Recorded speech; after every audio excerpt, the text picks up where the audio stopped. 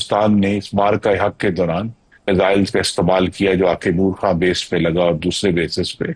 नूर Khan base पे जितने भी अमेरिकी तैयारे इब्तिदा में आते जाते थे, अब मालूम नहीं होता था कि उनके पास कार्गो क्या है, उन जहाज़ों में है क्या।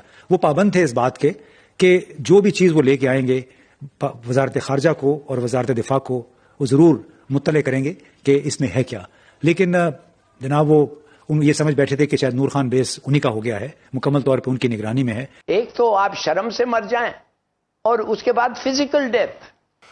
और इसकी जो मैं क्यूबा और ये जो आर्टिकल है जिसमें इन्होंने पूरी तरह से स्वीकार किया कि पाकिस्तान की बुरी हार हुई। हमारे खिलाफ तो हो गया है, they have taken the step, हमारा पानी उन्होंने बंद कर दिया है। तो पाकिस्तान की एक बड़ी सब्र की पॉलिसी थी जिसकी वजह से जो मजीद ये जंग आगे नहीं बढ़ी। अब वो क्या कहते हैं, अब वो कहते हैं जनाब कि अलकायदा की और पाकिस्तान की आइडियोलॉजी में कोई फर्क नहीं है। अब प्रॉब्लम यह है कि एक आपको मैं बात बता दूं, किसी को अच्छा लगे किसी को बुरा लगे, हिंदुस्तान और पाकिस्तान का एक फैसला कुन मार्का होना है और वो आम 2-4 दिन 10 दिन 15 दिन का नहीं होगा, ये प्रॉपर फैसला कुन मार्का होगा। पाक भारत जंग हुई है, ये टल गया खतरा इसका कि इसका खतरा भी बरकरार है। ये मैं बता दूं, इसका जब बस एक थोड़ा सा टाइम स्पैन है, ये 25 मई से लेके 10 जून तक, बस इसमें इनको कोई ख्याल ना आए। अब भारत कड़े से कड़ा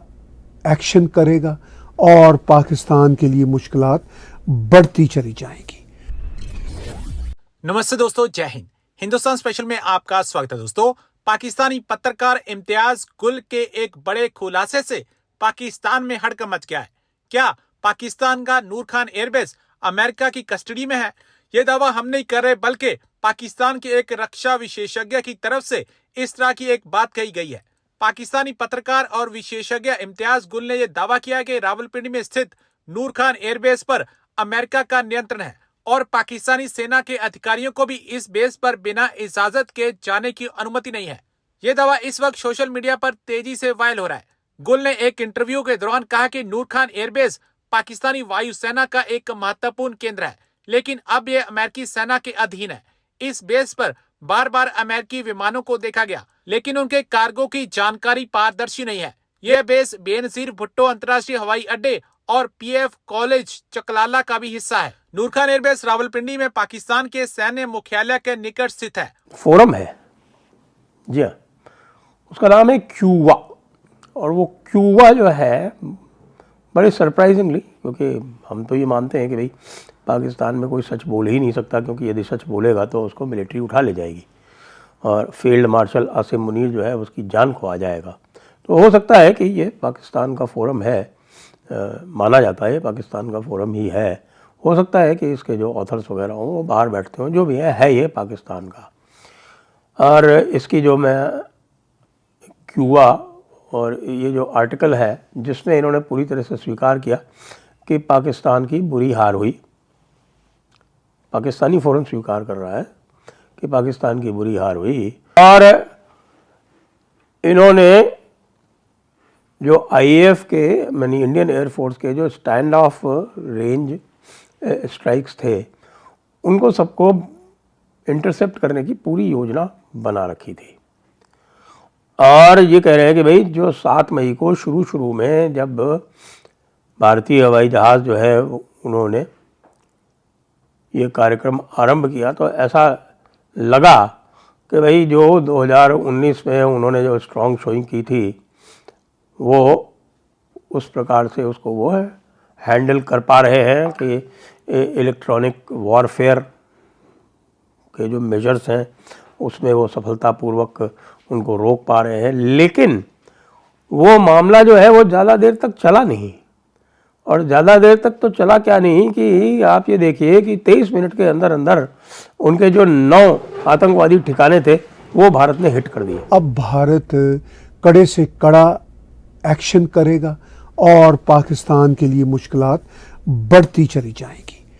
कानपुर में 30 मई को प्राइम मिनिस्टर नरेंद्र मोदी ने एक जलसा से एड्रेस करते हुए वाज़ेह शब्दों में कहा कि ऑपरेशन सिंदूर नॉट ओवर। तो प्राइम मिनिस्टर नरेंद्र मोदी ने कहा है कि ऑपरेशन सिंदूर के दौरान जो पाकिस्तान एक दुश्मन के तौर पर गिड़गड़ा रहा था और सफ़ेद झंडा हिला रहा था और कह रहा था कि हमारी अब जान बख्श दें, ख़ास तौर पर 10 मई को भारत की तरफ से जो अटैक हुए, उन अटैक्स ने पाकिस्तान की मिलिट्री इस्टेब्लिशमेंट की जो बेसिस थी उनको हिला के रख दिया। तो पाकिस्तान ने बाकायदा गिड़गड़ाहट का ही मुजाहरा किया था। भले से पाकिस्तानी अब उसको ना मानते हो, ना जानते हो, तो वो ये कहते हैं कि वो ऑपरेशन सिंदूर का प्रोसेस जारी है, हम उसी तरह अलर्ट हैं, हम उसी तरह तैयार हैं और हम पाकिस्तान को ये वाज़ेह मैसेज देना चाहते हैं कि आपके स्टेट एक्टर्स और नॉन स्टेट एक्टर्स में कोई फ़र्क नहीं है। ये बातें खुल के प्राइम मिनिस्टर नरेंद्र मोदी ने कानपुर के जलसा के दौरान कही और उधर पाकिस्तान के प्राइम मिनिस्टर शहबाज शरीफ ने आज़रबाईजान में कहा कि हम अपनी फतह का जश्न मना रहे हैं, हमारे जो अजीम फ़ौजी हैं उन्होंने ये जंग जो 7 मई और 10 मई के बीच में हुई वो जीत ली थी। क्या रियलिटी है वो तो इंटरनेशनल कमेंटेटर्स क्या कहते हैं वो तो मैं आगे चल के आपसे बात करूंगा, लेकिन शहबाज शरीफ यही बड़के मारे हैं। मगर इन बड़कों के साथ साथ वो एक एतराफ़ भी कर गए, वो एक एडमिशन भी कर गए कि हमारे ऊपर ब्रह्मोस मिज़ाइल भारत ने मारे थे और ब्रह्मोस मिज़ाइल बहुत ही ख़तरनाक मिसाइल है, यानी पाकिस्तान उन मिसाइल को रोक नहीं सका था। तो ये शहबाज शरीफ खुद कह चुके हैं, उन्हीं की ज़बानी मैं आपके साथ यहाँ पे शेयर करता हूँ। But before that hour reached, India again launched missile attacks BrahMos and hit Pakistan's various provinces, including airport in Rawalpindi in other places.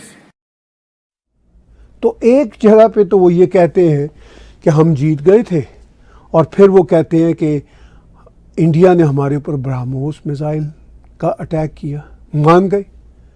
और ये कोई छोटी बात नहीं है, ये कोई जोक वाली बात नहीं है, बड़ी सीरियस बात है कि भारत ने ब्रह्मोस मिसाइल फेंके और वो कामयाब हुआ भारत का मिशन, और प्राइम मिनिस्टर पाकिस्तान शहबाज शरीफ मान रहा है इस बात को। और प्राइम मिनिस्टर नरेंद्र मोदी ने कानपुर में जो कहा कि हमारा ऑपरेशन सिंदूर ओवर नहीं है, फिर उन्होंने ये भी कहा कि किस तरह पाकिस्तान गिड़गिड़ाया और सफ़ेद झंडी लहराई और भारत से रिक्वेस्ट की कि भाई आपके मिसाइल हमारी तबाहियां कर रहे हैं तो बराए मेहरबानी ये जंग रोकिए।